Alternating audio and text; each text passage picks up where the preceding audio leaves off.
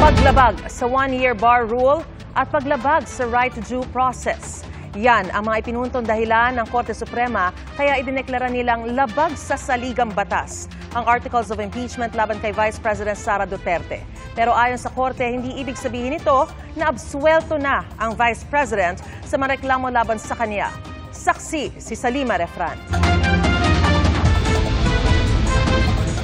In a unanimous decision today, July 25, 2025, the Supreme Court en banc declared the Articles of Impeachment against Vice President Sara Duterte unconstitutional.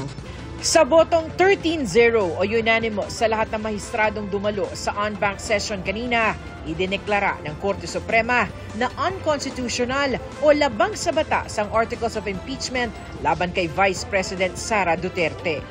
Null and void o walang bisa raw ang fourth impeachment complaint na pinadala sa Senado.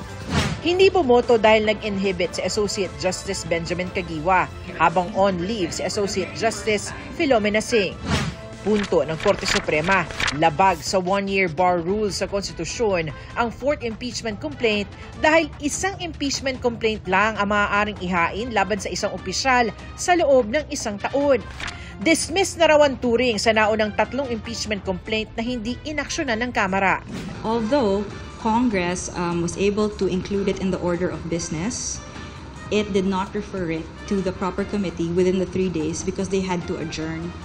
So the Supreme Court said that they archived it and as a result, it was terminated, therefore deemed dismissed. Ayon sa desisyon ng Korte Suprema, epektibo ang one-year bar rule simula nang i-dismiss ang mga reklamo. Labag din daw ang fourth impeachment complaint sa right to due process ng bise. Inilista ng Korte ang mga due process requirements sa impeachment procedure. Isa rito ang pagbibigay ng pagkakataon sa inirereklamo na maipahayag ang kanyang panig bago i-transmit sa Senado ang reklamo. Due process or fairness applies during all stages of the impeachment process. Our fundamental law is clear. The end does not justify the means. There is a right way to the right thing at the right time. This is what the rule of just law means. This is what fairness or due process of law means, even for impeachment. Dahil null and void ang impeachment complaint, hindi raw nakuha ng Senado ang jurisdiction dito. Pero paglilinaw ng Korte Suprema, hindi nito inaabsuelto si Vice President Duterte sa mga reklamo laban sa kanya. Hindi raw Korte Suprema nagpapasya kung dapat bang maalis sa pwesto ang isang opisyal. Pero may katungkulan daw itong alamin kung nasunod ba ang prosesong tinatakda ng saligang batas. Hindi siya absolved from any of the charges. But any complaint for impeachment against her can only be filed by Feb 6, 2026 onwards. Ayon sa Korte Suprema, maaari pa ring maghain ng motion for reconsideration ng Kamara. Pero immediately executory na raw ang desisyon nito. Para sa GMA Integrated News, ako si Salima Refran, ang inyong saksi. Kaugnay sa desisyon ng Korte Suprema na ideklara unconstitutional ang Articles of Impeachment laban kay Vice President Sara Duterte, pag-aaralan daw ng Kamara ang desisyon oras na matanggap ito. Nagbabalik ang saksing si Salima Refran.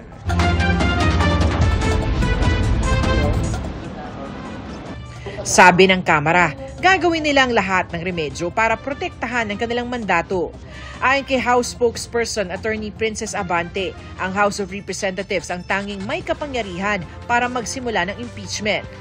Kung papayagan raw ang panghihimasok ng hudikatura sa pagsisimula ng impeachment process, nalalagay anya sa alanganin ang prinsipyo ng checks and balances.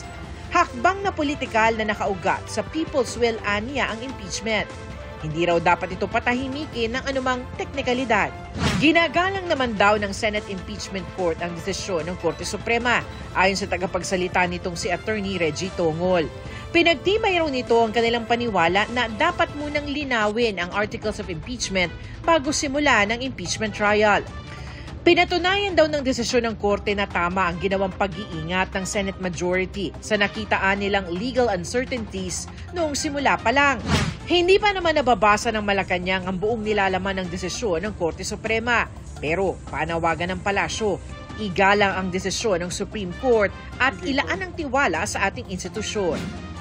The impeachment process is a matter handled by the legislative and judicial branches, and we recognize their independence in carrying out their constitutional mandates. Ayon naman sa defense team ni Vice President Sara Duterte, ang desisyon ng Korte ay pagpapatibay sa dati na nilang iginiit na nakakalas sa konstitusyon ang ika-4 na impeachment complaint.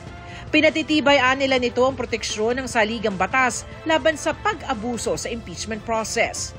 Nananatili raw handa ang defense team para sagutin ang mga alegasyon sa tamang oras at lugar.